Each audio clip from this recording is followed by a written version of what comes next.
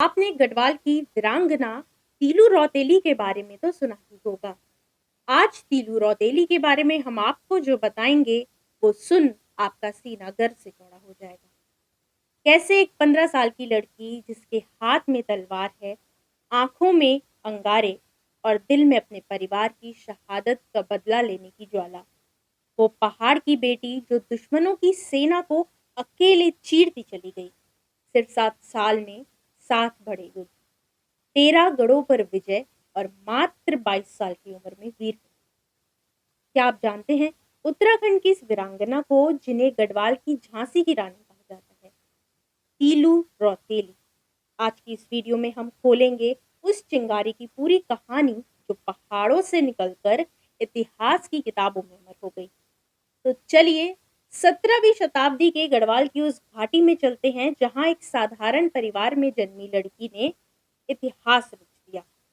साल 1661 पौड़ी गढ़वाल के चौंतकोट परगना के गुराड़ गांव में भूप सिंह रावत और मैनावती देवी के घर तिलोत्तमा देवी का जन्म हुआ। लोग उन्हें प्यार से तिल्लू कहते थे। तीलू के 2 बड़े भाई थे, भक्तू और पतवा। पिता भूप सिंह गढ़वाल नरेश फतेशाह के सम्मानित थोकदार और सेनापति थे। बचपन से ही तीलू ने घुड़सवारी, तलवारबाजी और युद्ध की कला सीखी थी। पहाड़ की मिट्टी में पैदा हुई तो वीरता उनके खून में ही थी। 15 साल की उम्र में उनकी सगाई ईड़ा गांव के भवानी सिंह नेगी से हो गई। शादी की तैयारियां चल रही थी, लेकिन तभी गढ़वाल पर कत्यूरी राजाओं के हमले तेज हो गए। एक के बाद एक युद्ध में तीलू ने जैसे सब कुछ खो दिया। पिता भूप सिंह सरायखेत के युद्ध में शहीद हो गए। दोनों भाई भी शहादत को प्राप्त हुए और मंगेतर भवानी सिंह भी दुश्मनों से लड़ते लड़ते वीर गति को प्राप्त हुए। अब कल्पना करो, 15 साल की उम्र में एक लड़की का पूरा परिवार युद्ध में चला जाता है। ऐसे में ज्यादातर लड़कियां रो रो कर अपना जीवन बिता देती, लेकिन तीलू, उसने तलवार उठाई और बदला लेने की कसम खाई। उसके साथ थी सिर्फ 2 सहेलियां, बेलू और देवली, और उसकी प्रिय घोड़ी बिंदुली।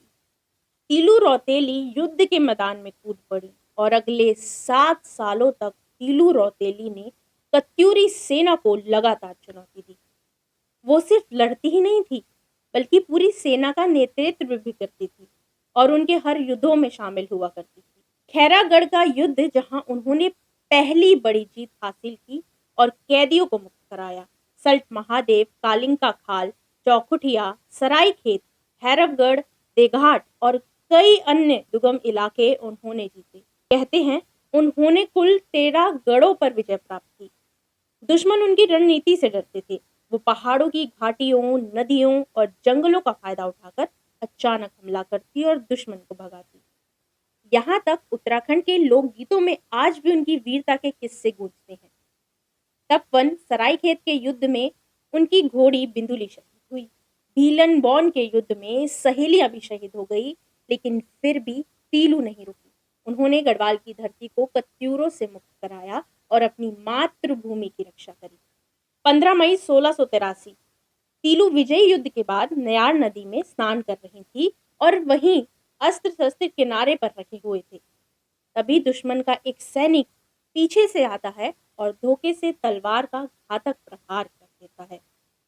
मात्र 22 साल की उम्र में उत्तराखंड की ये वीरांगना वीर गति को प्राप्त हो गई, लेकिन उनकी कहानी मर नहीं सकी। आज भी गढ़वाल में 8 अगस्त को उनकी जयंती मनाई जाती है। वह देवी रूप में पूजी जाती है। तीलू रौतेली सिर्फ एक योद्धा ही नहीं थी, वह साहस की मिसाल थी, स्त्री शक्ति का प्रतीक थी और मातृभूमि के लिए बलिदान की अमर गाथा बन गई। रानी लक्ष्मीबाई की तरह उन्होंने भी साबित किया कि महिलाएं युद्ध में पुरुषों से कम नहीं बल्कि अधिक ही होती हैं। देवभूमि गौरव गाथाओं से भरी पड़ी है। यहाँ की मातृ शक्ति का धैर्य, साहस और पराक्रम इतिहास से लेके वर्तमान तक देखा जा सकता है। इसी के साथ आपको हमारी ये वीडियो कैसी लगी कमेंट बॉक्स में जरूर बताएं।